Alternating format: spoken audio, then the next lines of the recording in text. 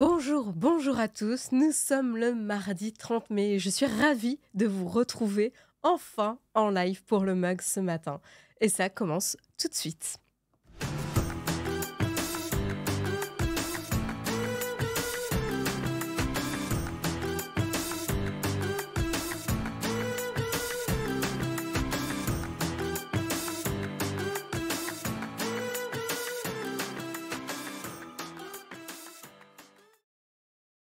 Bonjour, bonjour à tous. Comment ça va dans la chatroom? Ça fait un petit moment qu'on s'est pas vu, presque, je crois 3 semaines. 3 semaines qu'on s'est pas vu parce qu'alors je vous ai fait faux bond, avant les vacances. J'ai eu, le covid et j'étais mais j'étais, mal. J'avais 39 de fièvre et tout, impossible, d'arriver à me concentrer et tout, donc c'est un petit peu compliqué, donc c'est pour ça que je vous ai fait faux bond, la dernière semaine. Un grand merci Olek, pour ton soutien, pour ton, abonnement. Un grand, grand merci à toi et un grand merci également à Rémi, CLS, pour ton abonnement. Un grand merci à vous. Merci à Déclic43 également. Vous commencez fort là ce matin. Salut, salut à tous. Alors, je regarde un petit peu qui est dans la chat room pour vous saluer comme il se doit. Salut Gravis, salut Scooby Media, salut Bistro Pixel, salut Camille. J'espère que vous allez bien. Moi, j'espère que tu vas bien aussi. Moi, ça va, je suis un peu prise. Un peu prise, mais c'est parce que quand il commence à faire beau, généralement, j'ai un petit moment où je suis un peu prise, un peu comme un rhume de soleil. Le temps que je m'habitue au beau temps. Voilà. Parce que je peux vous dire que c'est pas en Écosse qu'on a vu le grand soleil. Donc voilà, mais sinon, ça va très très bien. On a rechargé les batteries. On s'est dépaysé. Ça a fait vraiment du bien de déconnecter pendant 2 semaines. On a fait des choses qu'il fallait faire aussi, parce qu'on n'était pas tout le temps non plus en- à se la couler douce, mais c'était bien. C'était super bien, ça fait du bien. Voilà, donc on revient en forme. Salut Faka Diabolotin, salut Technisavoir, salut Yves Castel, salut Samuel, évidemment, salut Yushinaka, salut Starsystruck, salut Lokido, salut Caradoc, salut Lixoprime et bienvenue à toi, salut FR Jess, salut Andy76, salut qui j'ai pas vu encore, salut Poppy 21 000, salut Camembert. Ravie de te revoir en pleine forme. Moi, je suis ravie de vous retrouver aussi. Ça faisait un petit bout de temps et donc du coup, ça fait super, super plaisir de revenir ce matin. Salut M Dragonfly, salut The Garlic Snail, salut VLR Photo, salut... Ah, ça fait plaisir de voir le mug en direct et pas en podcast. Eh ben, Lokido, c'est cool de t'avoir en direct aussi. Tu vas pouvoir réagir un petit peu aux articles en direct et discuter avec la chatroom. Et peut-être qu'il y aura des petites questions, on verra s'il y a des petits sondages à faire en même temps. Comme quoi on peut encore avoir le Covid. Oui, Yves, en fait, méfiez-vous, il y a une résurgence en fait de cas Covid. Jérôme l'a eu, je l'ai eu, dans ma famille, quelqu'un l'a eu. Enfin, plein de personnes dans mon entourage l'ont eu, donc c'est revenu pas mal ces dernières semaines. Donc faites attention à vous aussi, prenez bien soin de vous. Un grand merci à ceux que j'ai pas encore remerciés qui ont fait les soutiens et les dons ce matin. Un grand merci à Ivy Barrel, Medralik, Paxma Gelanis, Briffon et Tobalito Twitch. Un grand merci à vous tous pour vos soutiens ce matin. Ça fait trop plaisir. Voilà. Le générique a changé. Non, je crois pas. Légèrement la musique, mais pas les images. Généralement, la musique a légèrement changé parce qu'on avait des soucis de strike. Mais voilà. Il y a des enragés ce matin. Non, mais c'est très bien, c'est très bien. Euh, donc voilà. Je suis une sorte de vampire de l'été. Ouais, tu sais, les... Quand on a la peau un peu sensible avec les taches de rousseur, généralement le soleil, c'est autant recherché que fui. Donc voilà, faut faire attention, crème solaire et compagnie, évidemment. Ah bah, écoute, moi, c'était la première fois que j'avais le covid, donc ça y est, j'ai eu mon baptême, on va dire ça comme ça. Mais évidemment, si on peut l'éviter, c'est mieux. Mais voilà, voilà, je l'avais pas eu jusqu'ici et là, je l'ai eu juste avant mes vacances. Je peux vous dire que les premiers jours de vacances, j'étais un peu, comme ça, mais bon, au moins j'ai quand même pu en profiter, c'était juste avant.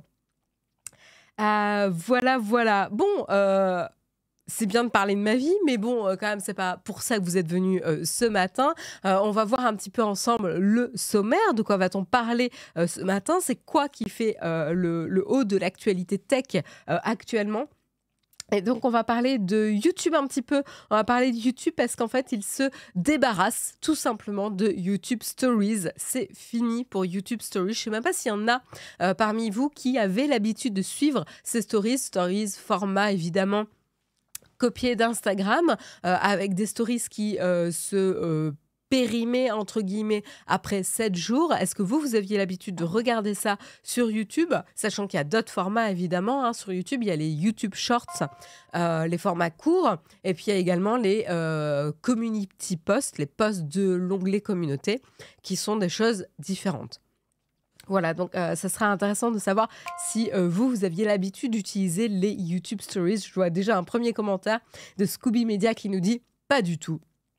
Voilà, donc au moins c'est clair. Je ne savais même pas qu'il y avait ça.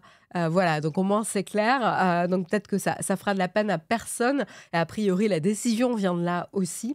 On parlera encore de YouTube, mais cette fois-ci, comment pouvoir profiter et obtenir un résumé de vidéos YouTube en quelques secondes, quand vous n'avez pas forcément le temps de passer 20 minutes, 1 heure devant une vidéo. Alors encore, l'extension est valide jusqu'à des vidéos qui durent 30 minutes.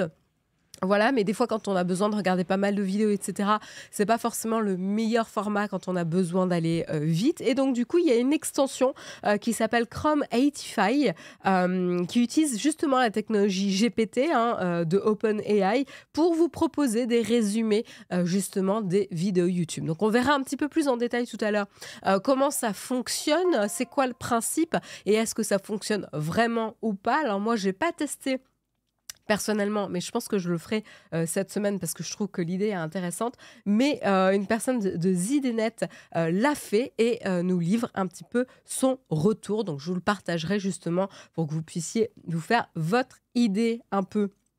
Et voir si vous êtes curieux de tester ou pas.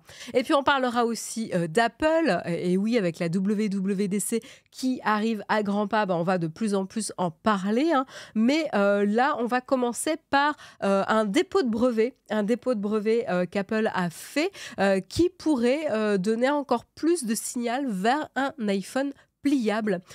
Et oui, donc ça sera intéressant de voir un petit peu de quoi il s'agit.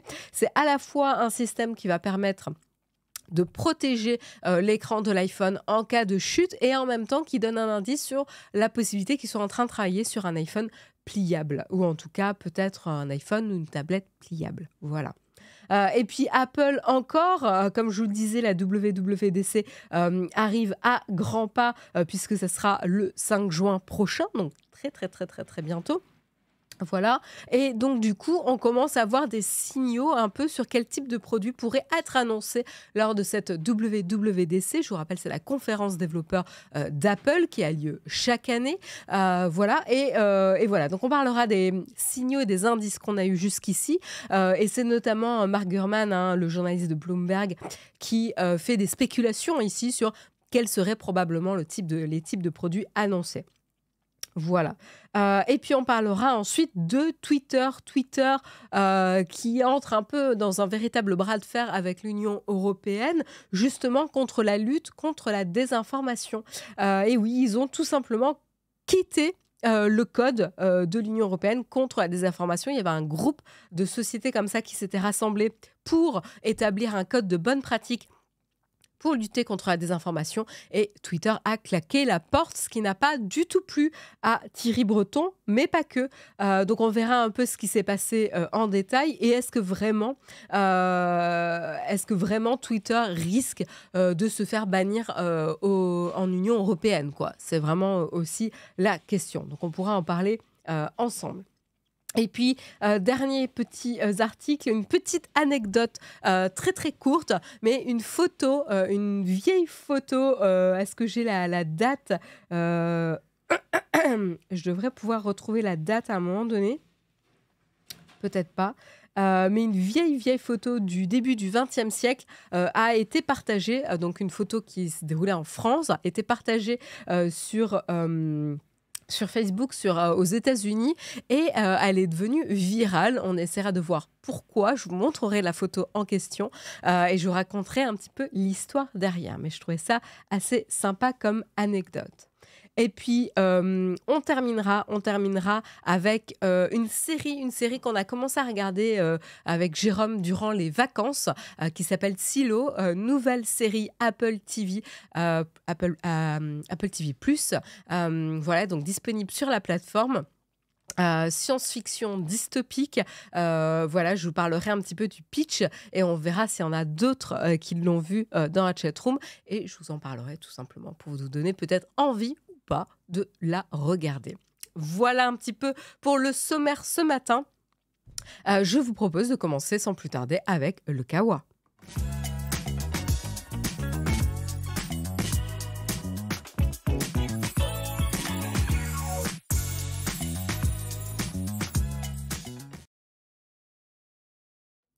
On commence du coup avec le Kawa et l'actualité tech ce matin et notamment avec YouTube qui se défait des YouTube Stories. Ça y est, c'est officiel.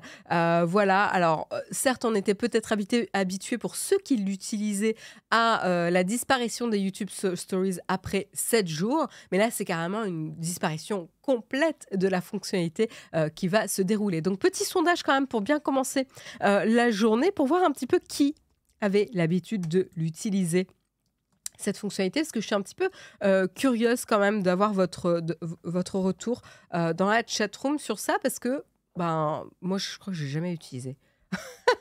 Je crois que je l'ai jamais utilisé.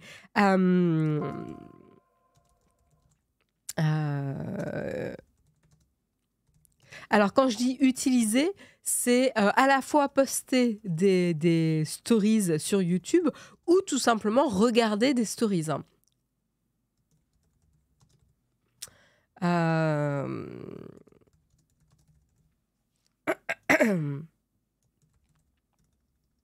Hop.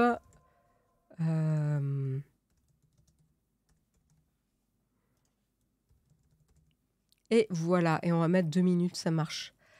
C'est suffisant.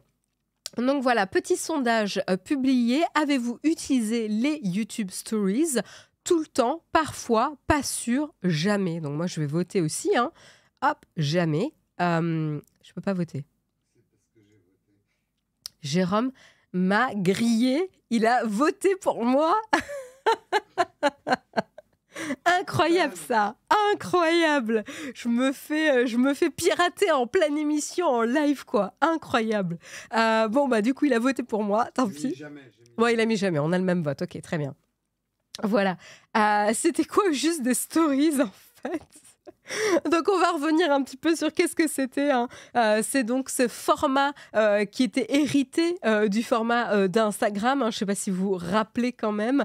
Voilà, si on connaissait les YouTube Shorts qui sont la réponse de YouTube évidemment au format vidéo de TikTok, et ben les YouTube Stories c'était justement la réponse de YouTube aux Stories d'Instagram. Donc c'était vraiment très très très similaire comme fonctionnalité. Les stories à l'époque avaient commencé à être déployées aux créateurs en 2018, donc ça date quand même, hein, ça fait 5 ans, et avaient été officiellement lancées en 2019. Voilà, donc 4 ans au total de lancement officiel. Et la fonctionnalité a permis aux créateurs avec au moins 10 000 abonnés de créer des formats vidéo courts de compilation qui apparaissait justement sur la page la homepage des abonnés. Est-ce que moi je la vois encore? Parce qu'à la rigueur, je peux essayer de vous montrer. Mais je suis même pas sûre que je les vois encore. Non. Non, non, non. Je les vois pas. Ah oui, non, non, ça c'est des shorts. Donc, voyez alors, je ne sais pas si je peux vous montrer. Hop. Mais voilà, vous avez ça. J'ai des pubs au milieu. Ah non, ça, c'était des... Voilà. Non, j'ai pas de format stories. Donc, en plus, ça va être compliqué de les retrouver, quoi. Hum, hum, hum. Non, je le vois pas. Peut-être sur abonnement. Ah ben voilà. Je pense que ça... Non, je suis même pas sûre que ce soit là. Je regarde si j'en trouve. Non, même pas. Même pas, même pas. Parce que j'avais un doute, parce que du coup, sur les abonnements, sur votre page d'abonnement, vous aviez les petits ronds en haut, là, qui ressemblent un petit peu à ce qui peut déclencher les stories sur Instagram. Ouais, je vois ma propre gueule sur mon compte YouTube. C'est un petit peu perturbant. Mais non, j'ai pas réussi. Alors, c'est soit parce qu'ils les ont pas publiés ou voilà. Donc bref, je les retrouve même pas, c'est pour vous dire quoi. Personne ne connaît dans le chat alors qu'on est un public plutôt averti en tech ici. J'imagine même pas le grand public, me dit Flonflon. Ouais, c'est clair. C'est clair, c'est clair. Parce que là, je regarde. Ah merde, j'ai perdu le résultat. Ah ben merci de l'avoir publié là, Timothée. Donc du coup, à 83%, donc résultat du sondage quand même, 83% d'entre vous n'ont jamais utilisé les YouTube Stories. 13% disent pas sûr. 5% disent parfois. 0% disent tout le temps. Voilà, donc quand même, c'est un signe assez clair quand même que c'est une bonne décision pour YouTube de s'en débarrasser. Et donc, du coup, concrètement, comment ça va se faire? Donc, le 26 juin prochain, eh ben, ça sera officiellement arrêté. À partir du lundi 26 juin, du coup, les utilisateurs ne seront plus capables d'abord de créer des YouTube Stories. Et toute story créée avant cette date-là, bah, elle aura sa durée de vie normale de 7 jours. Donc, ça veut dire que le lundi suivant, au plus tard, il n'y aura plus du tout de YouTube Stories disponibles sur la plateforme, c'est-à-dire... Début juillet, on peut acter que c'est fini. À partir du 3 juillet, du coup, on peut dire que c'est complètement fini pour les YouTube Stories pour YouTube. Voilà. Donc voilà. Alors, pourquoi ils s'en débarrassent et pourquoi c'est une bonne décision? Tout simplement parce qu'ils ont déjà pas mal d'outils YouTube, finalement, pour permettre aux créateurs d'interagir avec la communauté. Et ils se sont aperçus que, tout simplement, les YouTube Stories n'étaient pas un format très utilisé ou qui avait beaucoup de succès avec les créateurs ou avec le public, tout simplement. Et donc, très logiquement, il se sépare de la fonctionnalité. Alors, pour rappel, on en parlait, hein, mais YouTube a déjà les YouTube Shorts, également les Community Posts, qui fonctionnent plutôt bien aussi. Et donc, pour rappel... les community posts, d'ailleurs, ont été déployés récemment à toutes les chaînes YouTube, alors qu'avant, il fallait avoir un minimum quand même de 1000 abonnés sur YouTube. Là, la limite a sauté. Hein. Maintenant, toutes les chaînes YouTube peuvent en profiter, les utiliser pour justement créer un petit peu d'interaction et d'animation au sein de leur communauté YouTube. Voilà, donc c'est pas mal. Qu'est-ce que je peux vous dire de plus? Ils ont également, pour ceux qui aimaient bien la fonctionnalité temporaire des stories de 7 jours, ce fait d'avoir un message un peu exclusif qui est disponible pendant une période donnée. Alors, ils ont un peu répercuté ça avec un type de community post. Maintenant, vous pouvez paramétrer des posts communautés qui sont visibles que pendant 24 heures. Donc, c'est même pas 7 jours, c'est 24 heures. Donc, du coup, ça donne envie aussi de se connecter au moins une fois par jour sur YouTube pour voir si ses chaînes préférées n'ont pas publié quelque chose. Potentiellement. Mais en tout cas, la bonne nouvelle, c'est que YouTube n'hésite pas à tuer tout simplement des fonctionnalités qui n'ont pas rencontré le succès ou leur audience. Donc ça, c'est pas mal parce que du coup, ça fait de la place pour des fonctionnalités qui ont plus d'attrait, qui fonctionnent mieux ou potentiellement tester de nouvelles fonctionnalités. Donc c'est ça aussi l'intérêt. Parce qu'en fait, si on ne tue jamais les différentes fonctionnalités, l'utilisabilité en prend un coup aussi. Hein. Ça part un peu dans tous les sens et ça devient compliqué de s'y retrouver sur les services.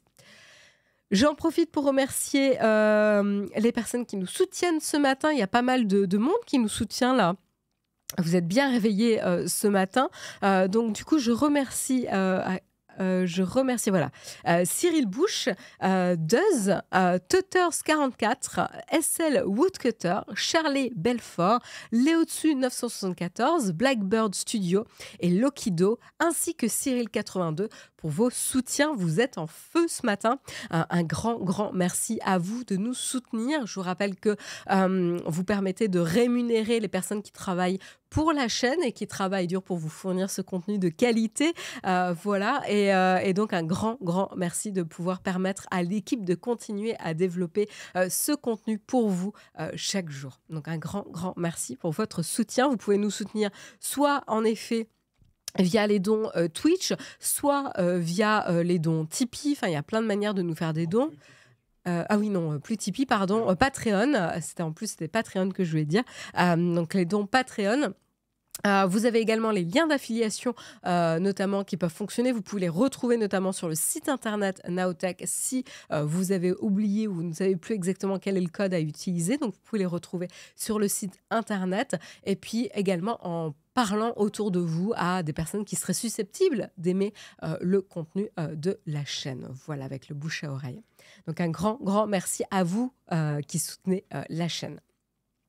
On continue avec YouTube, mais cette fois-ci pas avec une fonctionnalité qui ne fonctionne plus, mais pour vous aider justement à consommer les vidéos sur YouTube. Des fois, on n'a pas toujours le temps de passer 20 minutes à regarder une vidéo en entier. On a besoin juste de récupérer la substance et les points clés finalement de la vidéo. Alors, pour vous aider à le faire, il y a une extension qui existe qui s'appelle Chrome 85.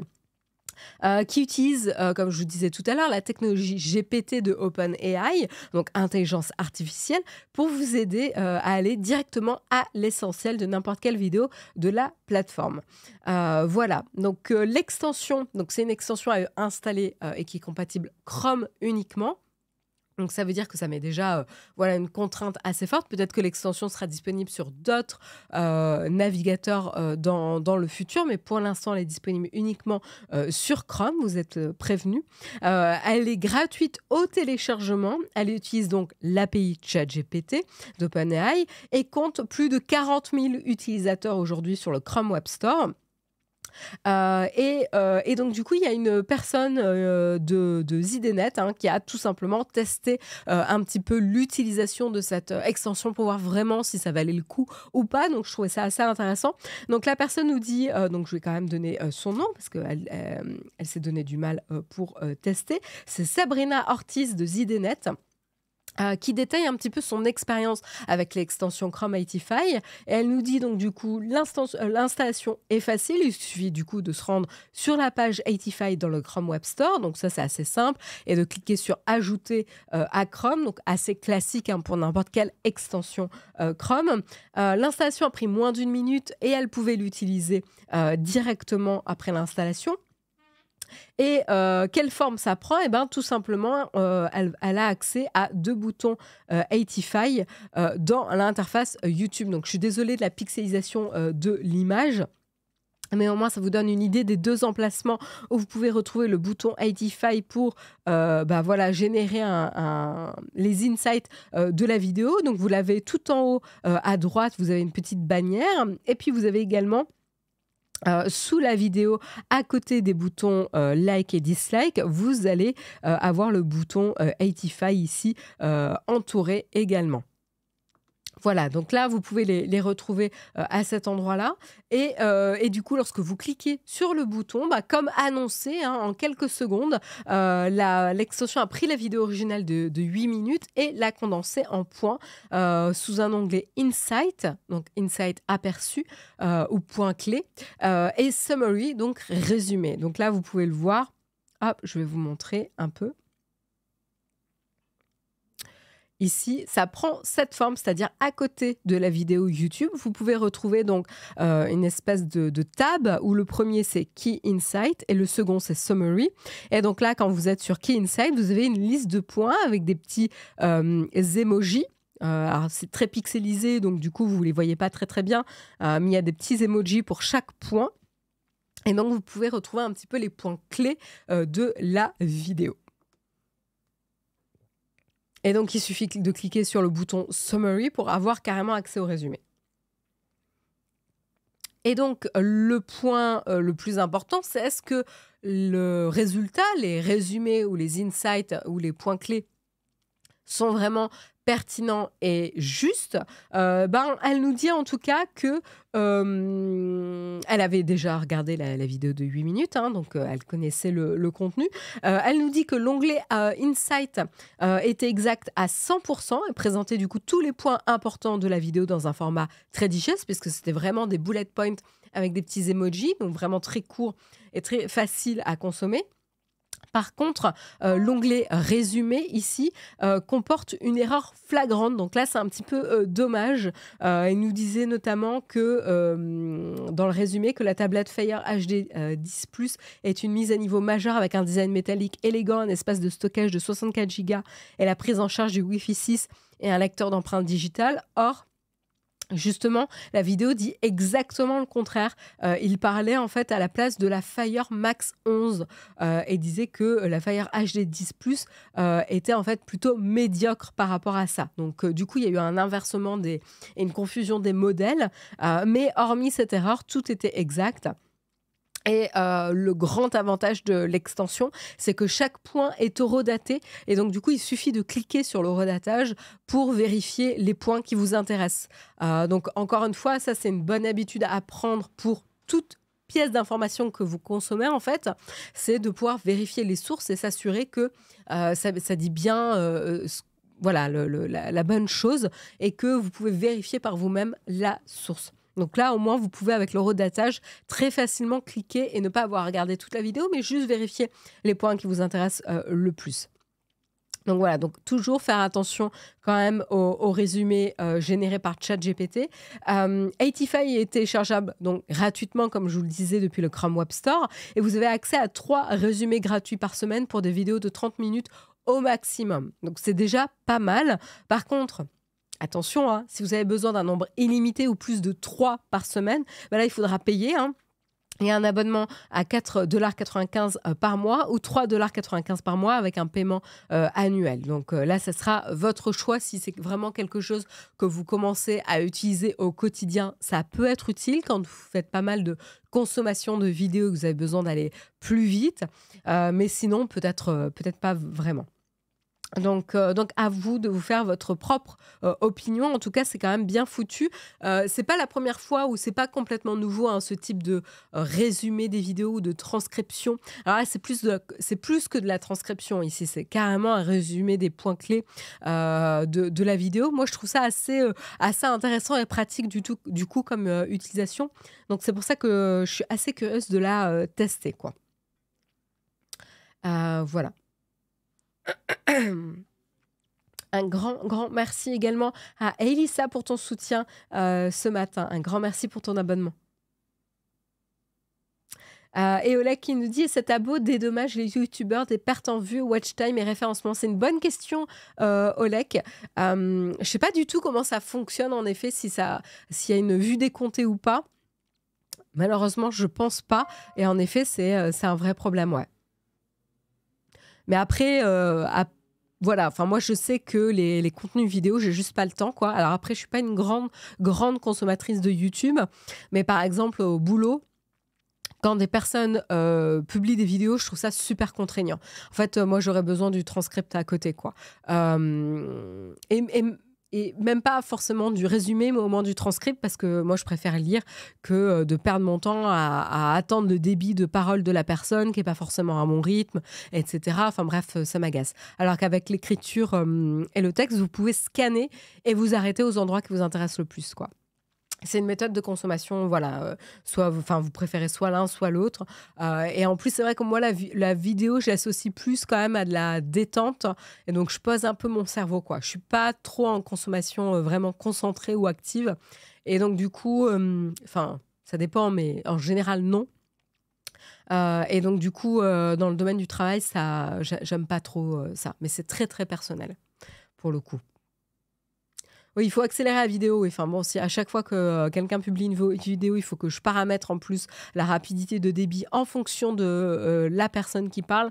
Franchement, j'ai autre chose à foutre, quoi. Autant te dire que tu me donnes un texte et je choisis le débit avec la lecture de mes yeux, c'est beaucoup plus rapide. Donc voilà. Voilà en tout cas pour cette petite extension. À vous de voir si vous voulez la tester ou pas.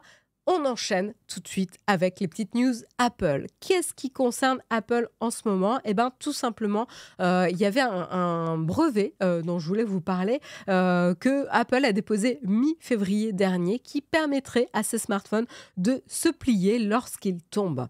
Et donc, évidemment, c'est un brevet qui va relancer les rumeurs sur un iPhone pliable.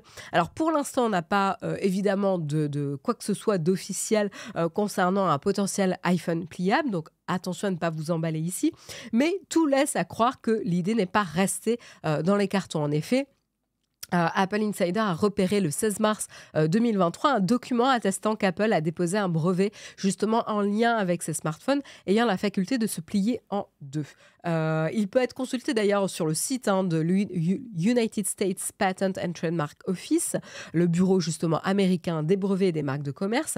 Et pour faire en fait simple, l'idée d'Apple ici serait de faire en sorte que son iPhone puisse se refermer afin du coup de protéger son écran d'une chute et ce de manière automatique. Le brevet d'ailleurs s'intitule Dispositif d'affichage auto-rétractable et technique de protection d'écran par détection de chute. Donc, il y a deux choses, en effet, ici qui rentrent dans le brevet. C'est la détection de chute, ce qu'ils sont déjà capables de faire avec l'accéléromètre et qu'ils le font avec l'Apple Watch. Vous savez, vous avez ces alertes de chute qui se déclenchent avec l'Apple Watch. Donc, ils ont déjà un peu d'expérience sur ce domaine-là. Et du coup, suite à cette détection de chute, déclencher automatiquement la rétractation, en tout cas une fermeture d'écran ou en tout cas un pliage pour protéger l'écran en tant que tel, quoi. Et donc du coup, elle se base, donc ce brevet, cette technologie, se base sur l'utilisation de capteurs qui sont situés à l'intérieur du smartphone, qui aura la lourde tâche du coup d'analyser les mouvements du smartphone, de déterminer du coup si l'appareil est en chute ou pas, et du coup voilà de pouvoir déclencher la commande qui permettrait de plier l'iPhone.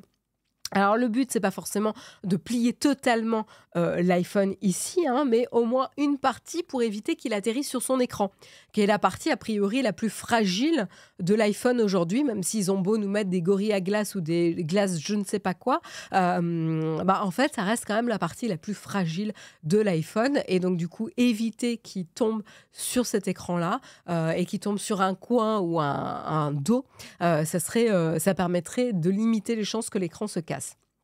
Je pense qu'ils ont aussi analysé les demandes de réparation les plus fréquentes aussi sur les iPhones, et je pense que sans étonnement, ça sera aussi l'écran. Donc je trouve ça assez intéressant qu'ils optimisent pour éviter ce genre de problème, quoi.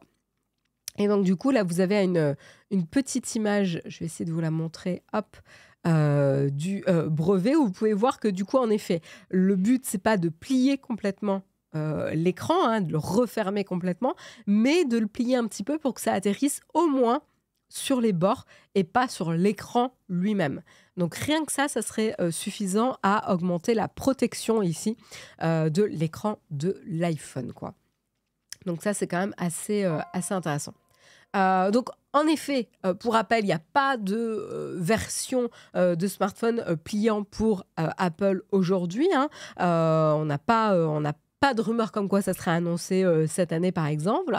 Mais en tout cas, en déposant le brevet, ils protègent cette avancée technologique et ils empêchent d'autres constructeurs de pouvoir développer quelque chose de similaire, ou en tout cas se reposer sur la technologie qu'Apple a développée, quoi. Et donc, du coup, on n'a pas de date aujourd'hui à laquelle un appareil Apple pliant pourrait sortir. A priori, d'après les rumeurs, Apple serait plutôt d'abord en train de travailler sur une tablette tactile pliante, dont la sortie pourrait être prévue second semestre 2024, voire 2025. Donc, on a encore le temps. Mais voilà, on n'a pas plus d'informations, et potentiellement, peut-être, en fonction du succès de cette fameuse tablette pliante, qui est encore loin d'être sortie et absolument pas confirmée à l'heure actuelle, potentiellement, ça pourrait donner lieu à développer encore cette approche d'appareil pliant pour le déployer sur l'iPhone. À voir. Mais c'est pas tout en ce qui concerne Apple, puisqu'avec la WWDC qui approche, puisqu'elle sera le 5 juin, donc la semaine prochaine, le 5 juin à 19h heure de Paris, du coup, on a des rumeurs qui sortent sur les produits probables qui seraient annoncés ce jour-là pour la WWDC d'Apple. Et notamment, Apple prévoirait de mettre à jour son programme Trade-in le 5 juin. Alors, c'est quoi ce programme Trade-in ? Tout simplement, pour rappel, Trade-in, c'est une initiative de la firme Apple qui permet de recevoir un bon d'achat en échange de son ancien appareil pour justement en acheter un nouveau. Voilà, donc ça c'est assez intéressant. Et donc là c'est Mark Gurman qui analyse un petit peu cette information et qui spécule autour de quel type de produit pourrait être concerné. Et justement, le spécialiste Apple estime que dès le début du mois prochain, le site d'Apple Trade-in acceptera les Mac Studio, les MacBook Air M2 et les MacBook Pro M2 13 pouces à la reprise. Autant de produits qui pourraient être du coup renouvelés lors de la WWDC. Alors certes, c'est pas toujours systématique, c'est-à-dire le fait qu'un appareil arrive dans le programme Trade-in veut dire qu'il y a une nouvelle version qui arrive. C'est pas forcément exactement ce synonyme-là, mais c'est quand même souvent le cas, notamment pour le MacBook Air M2 de 13 pouces. Il pourrait notamment laisser sa place à une déclinaison propulsée par la puce M3 ou bien un ordinateur portable de 15 pouces qui reprendrait les gammes de la gamme MacBook Air tout simplement. On a également le MacBook Pro M2 qui pour sa date quand même de juin 2022 et qui correspondrait bien au calendrier de renouvellement pour le coup s'il était renouvelé en juin 2023 avec la puce M3 ou une autre avancée. Donc ça semble pas complètement tiré par les cheveux en effet de se dire que s'ils font partie du programme Trade-in, il y a de fortes chances qu'il y ait quelque chose à nouveau annoncé sur ce type de gamme, donc MacBook Air et MacBook Pro. Pour le Mac Studio, ici, il y a un peu plus de précautions de prise. A priori, l'unité centrale n'est pas encore prête pour une deuxième mouture. Donc, il faudra plutôt patienter jusqu'à l'an prochain pour découvrir une nouvelle version, a priori. En tout cas, c'est ce que l'analyste a partagé. Voilà. Est-ce que vous avez prévu ou est-ce que ça vous intéresse de profiter du programme Trade-in ? Je ne sais pas si c'est disponible en France. Je ne suis pas sûre. Un grand merci à Walex Prod et à Dunwar pour vos soutiens ce matin. Un grand merci pour vos abonnements. FRJS nous dit qu'elle ne croit pas du tout au nouveau MacBook Air. Et pourquoi ? Ça m'intéresse. Toi, tu attends déjà Apple Plan avec les routes à vélo. Ah oui, mais c'est différent, Ali Eric. Là, c'est plutôt du software. Peut-être. Ça serait pas complètement déconnant qu'ils musclent justement leur application Apple Plan. Tout à fait. On en est déjà au M3. Mon M2 n'a même pas un an. Mais je suis dans la même situation que toi, Yuli UX. Moi aussi, je viens d'avoir un MacBook Pro M2 qui est génial. Enfin, voilà, j'adore mon MacBook. Mon MacBook Pro et vraiment il y a une vraie différence. Alors après moi il avait 4 ans celui que j'avais et je vois une vraie différence, donc du coup je me suis dit waouh, encore une nouvelle mouture un an après. Enfin le rythme de sortir une nouvelle mouture chaque année pour les MacBook Pro c'est quand même intense quoi. Il est top le M1 que j'ai récupéré de Guillaume. Bon bah tant mieux, tu vois Nani Eric.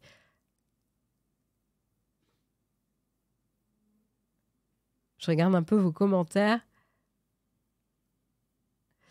Ah, FRJS nous dit parce que le R, c'est un cycle de 2 ans minimum. Alors oui, justement, FRJS, c'est pour ça que Mark Gurman, a priori, il ne dit pas qu'ils vont remplacer les modèles exactement de MacBook Air, mais plutôt sortir un modèle plus grand de 15 pouces qui n'existe pas a priori aujourd'hui, de ce que j'ai compris dans l'article. Donc du coup, ça serait un peu, pas exactement remplacer, mais enrichir la gamme. Peut-être.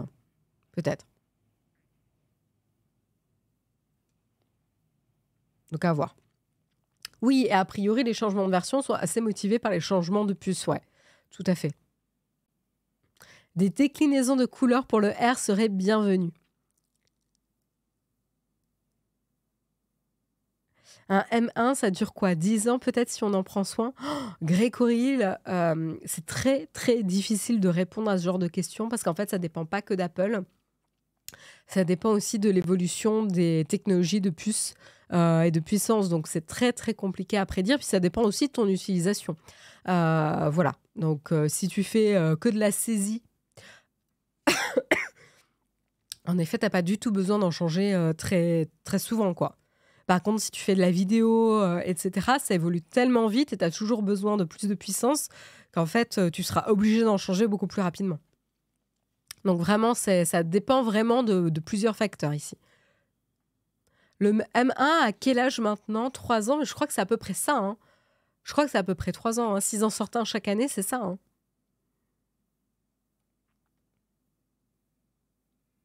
Donc voilà. Voilà en tout cas en ce qui concerne Apple. On enchaîne avec le bras de fer de Twitter et de l'Union européenne. Qu'est-ce qui s'est passé? Eh bien, tout simplement, voilà, Twitter quitte le code de l'Union européenne contre la désinformation. Et du coup, la Commission européenne avertit ici Elon Musk. En effet, ce code, c'est un code de bonne pratique de l'Union européenne contre la désinformation en ligne. Ça a été lancé en 2018. C'est un code européen de bonne pratique qui regroupe en gros une trentaine de signataires ici, des géants comme Meta, Google, Twitter, Microsoft, TikTok, mais aussi des plus petites plateformes, ainsi que des professionnels de la publicité, des fact-checkers et des ONG.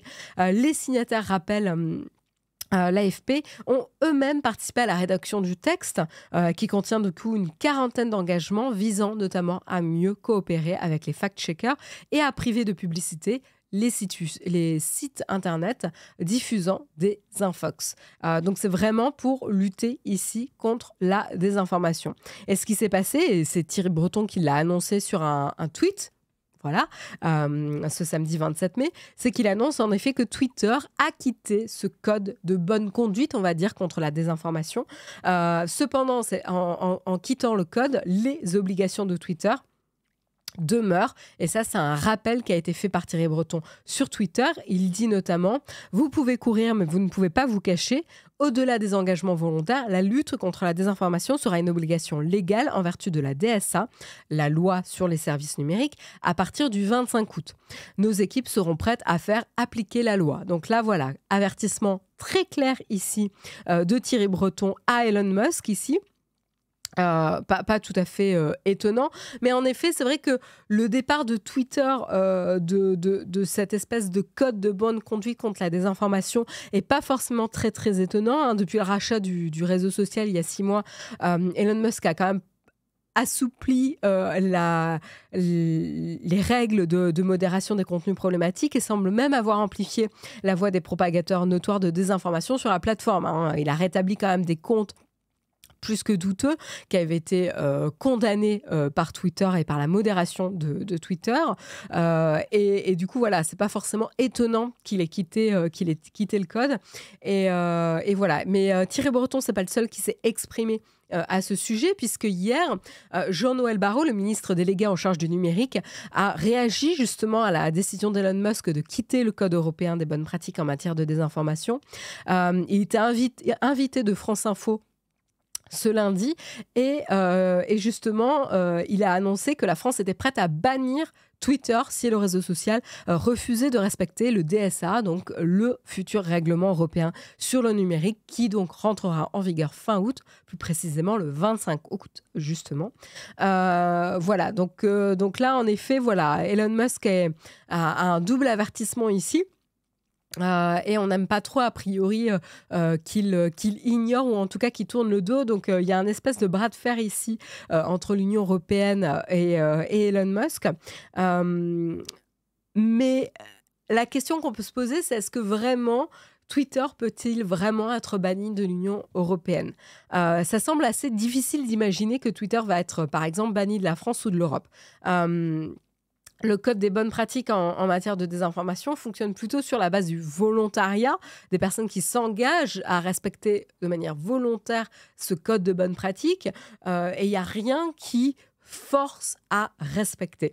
Par contre, comme le précise Thierry Breton et Jean-Noël Barrot, le DSA, du coup, ici, aura ce rôle quand même et permettrait du coup à l'Union européenne de gagner en crédibilité ou en pouvoir ici pour faire respecter les engagements de Twitter. Et donc, Twitter pourrait ici être tenu responsable des contenus mensongers publiés par ses utilisateurs sur la plateforme.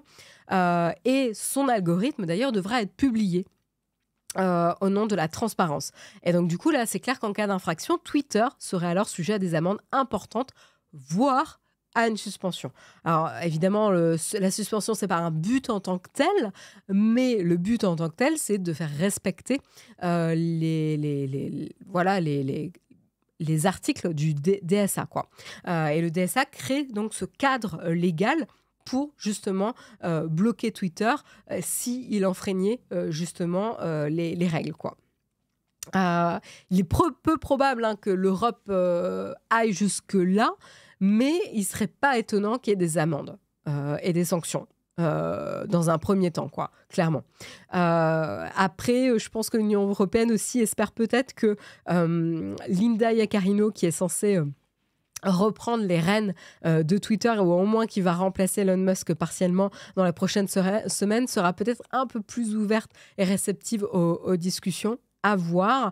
Après, si elle a été choisie par Elon Musk, c'est peut-être parce que justement elle est très très alignée sur son approche. Mais voilà, gros point d'interrogation ici à surveiller, quoi. Il faut arrêter de tout réglementer. Bientôt, des petits sites d'infox humoristiques vont être obligés de sauter. Je pense pas, Igravis. La satire ou l'humour, quand c'est clairement précisé que c'est dans un cadre de satire ou d'humour, c'est pas visé par ce genre de réglementation. Et généralement, ils le disent très clairement, quoi. Ça me fait penser à ceux qui reprennent les articles de logographie comme si c'était des vérités absolues. Patouche logographie, voilà. Donc non, je pense que là, voilà, il y a justement ce genre de protection qui est mise en place, quoi. Voilà, donc à voir un petit peu ce qui va se passer dans les prochaines semaines. En tout cas, on aura un peu plus d'infos, je pense, courant septembre, octobre. Voilà, en tout cas, à la fin de l'année risque d'être intéressante sur cet aspect-là, tout simplement. Puisqu'avec l'entrée en vigueur du DSA, on verra un petit peu quelles plateformes vont être visées et si ça va être tenable aussi par l'Union européenne et les plateformes de pouvoir répondre de leurs actes ou en tout cas du contenu publié sur leur plateforme. Ça risque d'être assez intéressant. Je ne sais pas dans quelle mesure c'est vraiment applicable. À voir. Je n'ai pas lu en détail les articles du DSA, donc voilà, peut-être une lecture de chevet. Voilà en tout cas pour cette information. Je vous propose de terminer avec la dernière petite actualité tech, pas trop tech, mais très insolite, que je voulais vous partager ce matin, qui, moi, m'a fait sourire. C'est une photo qui est devenue virale. Je vais vous la partager. Hop. Attendez, je cadre pour que vous puissiez bien la voir. Voilà. Donc, c'est cette photo-là. Je vous la mets un petit peu plus comme ça pour vous la voyez un petit peu mieux. Et donc ça, c'est une vraie photo qui date du début du XXe siècle. Vous voyez des hommes allongés sur des tables faites pour ça, et notamment 2 des 4 hommes qui ont des chiens, qui ont chacun un chien sur leurs jambes. L'un est clairement en train de dormir, l'autre est en train de regarder ce qui se passe autour. Voilà, et on n'a pas l'impression que les hommes sont en train de dormir ici. On dirait qu'ils sont plutôt en train de faire une tâche spécifique. Et qu'est-ce qui s'est passé? C'est qu'en fait, il y a une page Facebook qui a l'habitude comme ça de partager des vieilles photos d'archives. Et en fait, celle-ci est devenue virale. Elle a eu un grand, grand succès, du coup, aux États-Unis. C'est pas une photo d'intelligence artificielle. Je sais qu'on en a eu beaucoup, beaucoup, beaucoup. Mais oui, c'est une photo d'une coutellerie Kubi 444. Alors, tu as peut-être déjà vu, Eugravis, je pense que tu as lu l'article également. Mais voilà, c'est ça, vous avez trouvé. Donc, cette photo a rassemblé plus de 264 mentions de j'aime et environ 66 000 partages et quelques 9 600 commentaires. Et en fait, c'est une photo historique de Thiers, dans le Puy-de-Dôme, postée sur Facebook aux États-Unis. Et donc, c'est une photo donc en noir et blanc qui donc présente ces 4 hommes allongés sur le ventre, une position de travail qui est propre aux couteliers de la région de Thiers avant l'arrivée des machines. C'est le stade qu'on appelle de l'émouture. Moi, je ne connaissais pas du tout, donc j'apprends en même temps que vous. Les couteliers appliquent la lame contre une meule entraînée par la force hydraulique pour lui donner son tranchant. Dans cette ambiance froide et humide, les chiens allongés sur leurs jambes leur apportent une chaleur bienvenue. Donc, ils étaient encouragés finalement à amener leurs chiens pour les garder au chaud. Jérôme, est-ce que tu peux prendre l'appel, s'il te plaît, parce que on a une problématique de livraison ce matin qu'il ne faut pas rater. Merci. Voilà. Désolée pour l'interruption du live en direct. Et donc, du coup, voilà. Donc, c'était le moment où il s'occuper du tranchant de la lame. Et donc, du coup, pour épargner leur dos et éviter d'être tout le temps comme ça, et ben, en fait, ils sont carrément en position allongée pour ne pas forcer sur leur dos ici. Donc voilà, l'image avait été partagée sur la page Facebook américaine Memory Lane photo et du coup a rassemblé beaucoup de fans avec ces espèces de mentions, etc. Un succès tel que la photo est devenue du coup virale, a été repérée par le groupe Facebook Thiers, la coutellerie et le bassin thiernois, qui a du coup permis d'en préciser la provenance, alors que les Américains, eux, ne mentionnaient que son origine française, justement. Donc du coup, je trouvais ça assez sympa comme petite anecdote. Et voilà. Et ça fait plaisir, du coup, de se replonger un petit peu, je trouve, dans l'histoire. Et de se rappeler un peu comment les choses étaient faites à certaines époques. Moi, je trouve ça assez fascinant de voir un petit peu ces témoignages de comment les gens travaillaient à l'époque, quoi. Un grand merci à Chris 157 pour ton abonnement et ton soutien. Un grand merci.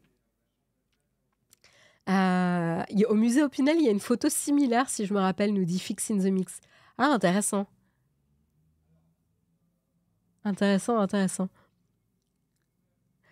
Et il y a Kobe qui nous dit « Oui, j'étais à Thiers pour acheter un couteau la semaine dernière. C'est canon, tout ce qu'on apprend là-bas. » Ouais, ça doit être assez fascinant, en effet, soit d'aller au musée ou carrément de se rendre sur place, de pouvoir voir un petit peu comment c'était fait à l'époque.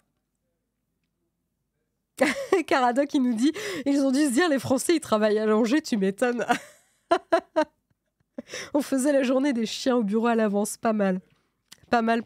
Oui, imaginez-vous l'humidité et le froid qu'il devait faire du coup, parce que comme il y a la force hydraulique, il y a un système d'eau pas très loin, donc ça devait pas être super agréable quand même, comme condition. Donc voilà, je voulais vous le partager parce que du coup, je trouvais ça sympa comme anecdote.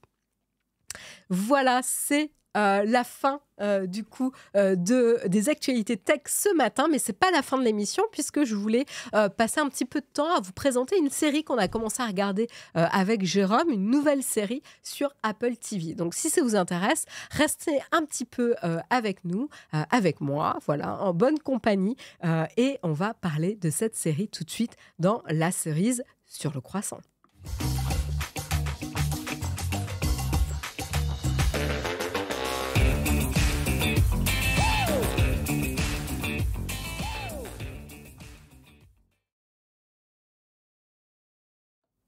Hop, voilà, on reprend.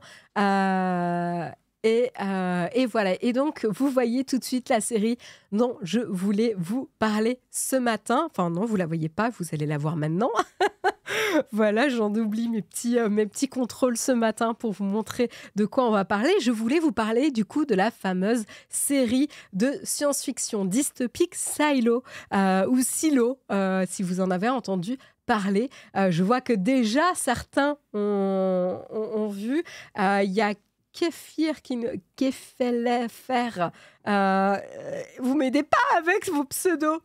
Euh, Excusez-moi, il y a des petites logistiques ce matin. Hop. Qui nous parle de la série Extrapolation également sur Apple TV. Intéressant, on en parlera juste après. Je te propose d'en parler lorsque j'aurai présenté la série. Désolée pour le pseudo, faut que je le change. Franchement, si tu le changes, je te remercie parce que à prononcer, c'est une horreur. Mais voilà, donc je voulais vous parler de la série Silo. Alors, c'est quoi le pitch de cette série ? Ça raconte l'histoire des 10 000 dernières personnes sur Terre, réfugiées à plusieurs mètres sous terre, et en effet, réfugiées dans un silo. C'est quoi un silo ? Historiquement, ou en tout cas, la définition classique d'un silo, c'est une fosse creusée dans la terre pour conserver des produits végétaux, les isolants de l'air et de l'eau, où c'est un ensemble de grands réservoirs verticaux pour stocker des céréales. Et donc là, du coup, on stocke pas que des céréales, on stocke aussi des humains. C'est le principe du silo qui, donc, du coup, est un grand tube vertical sous terre. Ou en tout cas, la majorité est sous terre. Voilà. Et donc, ils sont réfugiés à plusieurs mètres sous terre pour se protéger du monde extérieur qui est soi-disant toxique et mortel. Mais personne ne sait quand et pourquoi un silo a été construit. Et toute personne qui tente de trouver la réponse s'expose à des conséquences fatales. Et donc, on suit une héroïne qui est Juliette, incarnée par Rebecca Ferguson, la maman dans le dernier Dune. Elle joue une ingénieure qui est à la recherche de réponses après l'assassinat d'une personne chère. Elle découvre du coup un mystère bien plus complexe que ce qu'elle avait imaginé, l'amenant à comprendre que contrairement aux mensonges, la vérité, elle, pourrait bien vous tuer. Voici le pitch classique de la série. On retrouve au casting, comme je disais, Rebecca Ferguson, mais également Harriet Walter, David Oyelowo, Rashida Jones et Tim Robbins. J'avais même pas reconnu Tim Robbins tellement il a vieilli, quoi, normal. Mais je l'avais même pas reconnu avant de lire son nom dans le casting. Pour la référence quand même, Silo, c'est une série qui a été créée par Graham Yost de Band of Brothers quand même, donc jolie référence, qui sera showrunner et a été réalisée par Morten Tildum de The Imitation Game, là aussi jolie référence. Et donc les 2 premiers épisodes sont disponibles depuis le 5 mai 2023 et puis depuis il y a un épisode qui est publié chaque vendredi et qui prendra fin du coup le 30 juin 2023, donc il reste encore un mois de suspense pour la série. On est à peu près à mi-chemin ici de la série, donc je me suis dit que c'était un bon moment pour vous en parler dans la chatroom. Donc du coup ici avec cette série on est vraiment face à une dystopie de science-fiction. Voilà, on a a priori une œuvre qui aurait pu être assez classique, mais qui se transforme un petit peu en une critique hyper intéressante de faits alternatifs avec une histoire assez haletante. Je vous encourage à lire l'article de Numérama, pour le coup, là-dessus. Ils ont fait un article sur Silo que moi j'ai trouvé très intéressant. Je vais vous partager le lien dans la chatroom. Pour ceux qui sont curieux. Voilà. Et donc, on se retrouve du coup à suivre le quotidien de ces personnes qui sont confinées dans ce gigantesque silo de 144 étages. Et donc, quand je vous dis que vraiment que c'est un cylindre enterré sous terre avec 144 étages, il n'y a que les étages du dessus qui ont... même pas, ils sont sous terre, quoi. Ils sont sous terre. Et ce qui est intéressant, c'est donc ils sont sous terre, ils sont constamment surveillés pour que ça fonctionne bien, parce que vous dites que 10 000 personnes enterrées sous terre sur différents étages, ça peut dégénérer rapidement. Donc ils sont constamment surveillés. C'est assez angoissant comme ambiance. Quelque chose que j'ai pas dit, c'est aussi une histoire qui est inspirée du best-seller de Hugh Howey, qui est aussi d'ailleurs impliqué dans la production de la série. Voilà. Et donc le premier épisode vous fait un peu les présentations et le contexte de l'univers. Pourquoi c'est pas, en tout cas, ce groupe de personnes prises dans ce silo, le système d'étages, de caste aussi par étage, les rôles de chacun. Il y a quelques personnages principaux comme le shérif qu'on va croiser, la femme du shérif aussi, qui vont planter un petit peu le décor et le contexte de ce qui s'est passé. Et donc, on a ce récit qui nous est servi sur un plateau d'une terre soi-disant dévastée, où les survivants se seraient réfugiés donc, dans une immense structure construite en forme de silo, une tour circulaire, pour laquelle il n'est pas permis d'en sortir, ou en tout cas, il n'est pas permis d'en sortir parce que l'air serait toxique à l'extérieur. Et d'ailleurs, pour le rappeler, il y a des écrans qui sont affichés un peu partout dans le silo, qui montrent la même image du point de vue d'une caméra unique, d'ailleurs. Ça, c'est assez intéressant. Il n'y a pas plusieurs points de vue, c'est un point de vue unique de caméra qui est retransmis en direct sur des écrans parmi le silo et les différents étages pour montrer en temps réel l'état extérieur et rappeler donc ce décor post-apocalyptique que l'on peut retrouver de ce paysage dévasté, gris, qui ne semble pas accueillant ici. Donc ça, c'est intéressant. Donc le silo se transformerait un petit peu en arche de Noé, entre guillemets, principalement pour les humains, parce qu'on ne voit pas d'animaux dans la série pour l'instant.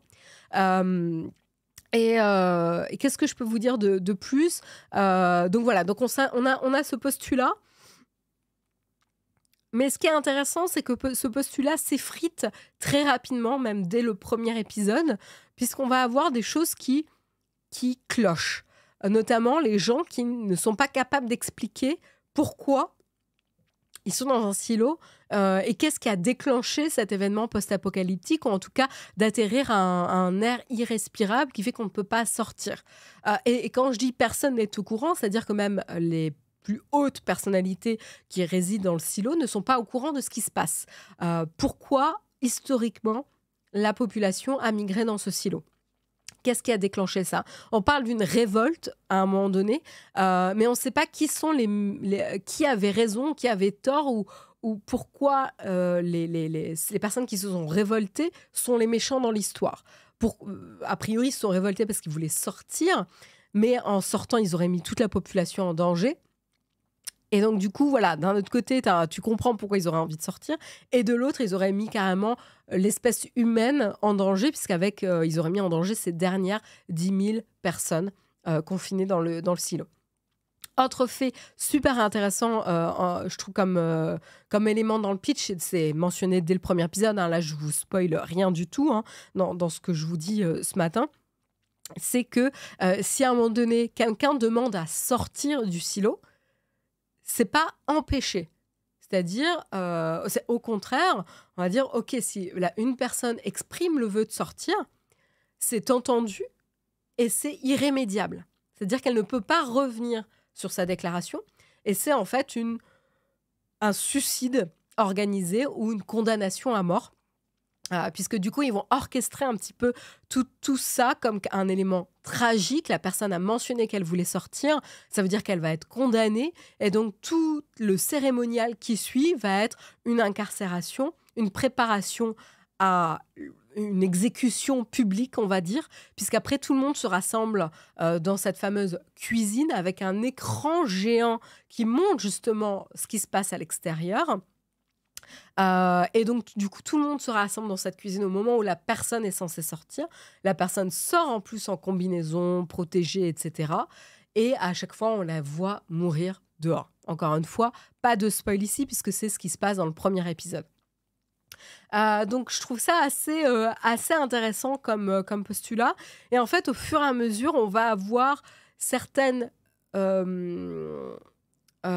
faits que les gens prennent comme acquis, actés et vrais, qui vont s'effriter au fur et à mesure que la série avance, avec une espèce d'enquête menée justement par par Juliette Nichols, je crois que c'est son nom. Et qui va nous montrer un petit peu tous les problèmes que ça pose et comment juste suivre quelque chose qui, soi-disant, nous est donné et servi sur un plateau sans pouvoir le vérifier par nous-mêmes, ça pose pas mal de problèmes. Et notamment ne pas être au courant de son passé ou rejeter ou bloquer l'accès au passé, ça va montrer aussi les problèmes que ça donne pour la société d'aujourd'hui. Donc, je trouve ça assez intéressant. Le rythme est pas, notamment les premiers épisodes, le rythme est, je dirais pas lent, mais il pose bien le contexte, quoi. Là, j'avoue que le dernier épisode, c'est quoi? Le dernier épisode qu'on a vu, c'est le numéro... Je regarde pour vérifier et pas vous dire de bêtises. C'est l'épisode 5. Il est beaucoup plus trépidant, il y a carrément une course-poursuite, etc. Il y a même un enjeu où tu as peur pour certains personnages. Et donc ça, c'était pas mal. On sent que la série accélère va accélérer en tout cas sur cette deuxième moitié de série. Mais en même temps, moi, je me suis pas du tout ennuyée sur les premiers épisodes parce que l'ambiance est assez unique. Même ce qui est intéressant, c'est le générique avec... Alors, pas le générique, mais la musique du générique, moi, m'a fait beaucoup penser à Westworld, à la musique de Westworld, où en fait, elle est lente, mais inquiétante. Tu sens qu'il y a quelque chose qui cloche, en fait. Il y a quelque chose qui fonctionne pas. Il y a un air qui revient tout le temps. Ça m'a fait beaucoup penser à Westworld. Donc voilà, moi, je vous la conseille, en tout cas, cette série Silo. Les 5 premiers épisodes sont disponibles. C'est disponible sur Apple TV+.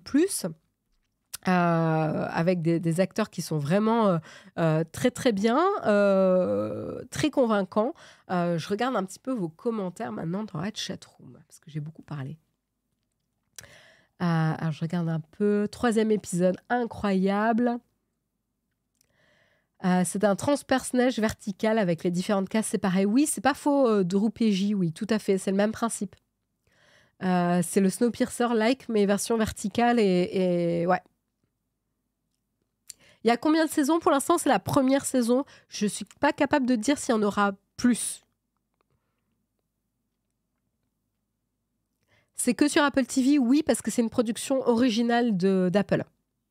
Tout à fait.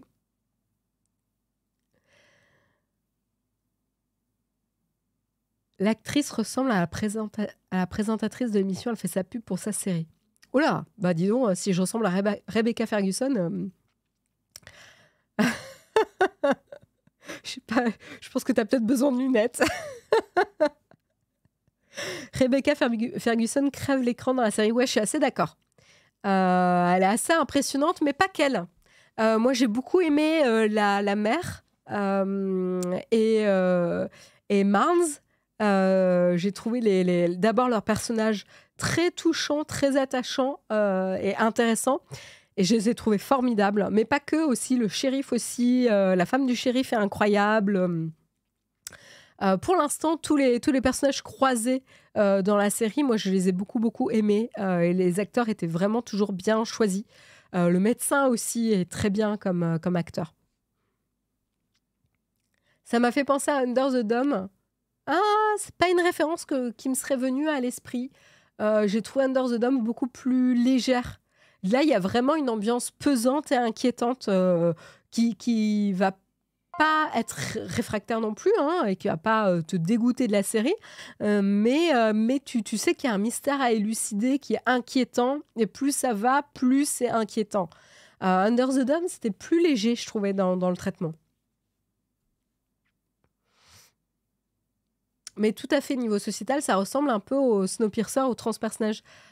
Ici, étage par étage, avec les plus riches en haut et les plus pauvres en bas, tout à fait. Et il n'y a pas d'ascenseur. C'est que des escaliers. Et d'ailleurs, il y a même un épisode où justement, certains personnages qui ont tendance à vivre dans les étages du dessus, vont faire une expédition dans les étages inférieurs, et donc ils s'équipent avec les sacs à dos, bouteilles d'eau, snacks, etc., pour être sûr de pouvoir avoir de quoi se sustenter dans ce périple dans les étages du dessous, quoi. Parce que 144 étages, c'est quand même long.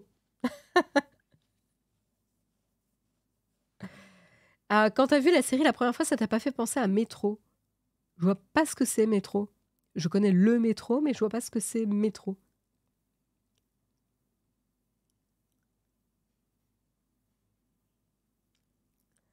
Euh, Un grand merci à Damien Bouche et Gélave pour vos abonnements et vos soutiens. Un grand, grand merci à vous. Coucou à toi. Oui, Under the Dome est vite parti en sucette, c'est vrai. C'est vrai, c'est vrai. Le livre en 3 tomes est édifiant et explique pourquoi ont été construits ces silos. Moto 925, je pense que ça fait partie du mystère de la saison 1. Et donc, je pense que la promesse... pardon, micro. La promesse, c'est qu'on espère avoir l'explication à un moment donné de pourquoi ce silo a été construit. D'ailleurs, tu dis ces silos. A priori, nous, on n'en voit qu'un. En tout cas, on suit les mêmes personnages qui sont dans une tour unique. Donc, à voir. On espère élucider ce mystère de qu'est-ce qui s'est passé dans le passé pour requérir à la construction d'un silo. En plus, ça a été prévu, ça a été planifié, parce que la construction de silo, elle ne s'est pas faite du jour au lendemain. D'ailleurs, on commence un petit peu à avancer dans le mystère, donc on se dit, qu'est-ce qui a amené à ça? Et donc, ça fait partie vraiment du mystère de la série. Mais du coup, est-ce que les livres, pour ceux qui ont lu les livres, est-ce que ça vaut le coup de lire les livres? Est-ce qu'ils étaient vraiment bien? Ah, c'est la série de livres SF Métro 2033 de Dimitri Glukovski. Ah, je connais pas, j'avais pas lu Salut Toto. C'est bien comme série de livres. Un grand merci DBE51 pour ton soutien. Un grand merci à toi. Ayant lu les livres, c'est glaçant et génial. Ah. Oui, les livres sont géniaux, lance-toi dessus.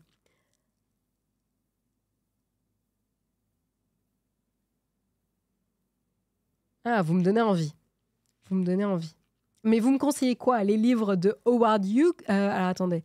L'auteur, c'était Hugh Howey? Ou les livres de Dimitri Glukovski, Métro 2033. Lesquels vous me conseillez, du coup? Parce que je veux avoir la réponse avant de passer à autre chose. Les livres, beaucoup trop descriptifs à mon goût.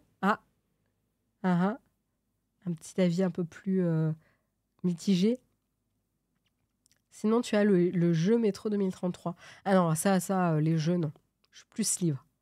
Silo et Métro. D'accord, les deux. Ok. Les livres Métro sont exceptionnels. Ok. Ça a l'air d'être une référence en SF, j'ai l'impression. Je vais me les marquer. Je vais me les ajouter tout de suite dans Goodreads pour pas les perdre. Hop, vous m'avez dit Métro 2033. Je l'ai trouvé. Ah oui, c'est bien noté. Merci beaucoup. Et oui, j'ai vu Extrapolation. J'ai vu combien d'épisodes? Je crois que j'ai vu 3 épisodes de Extrapolation.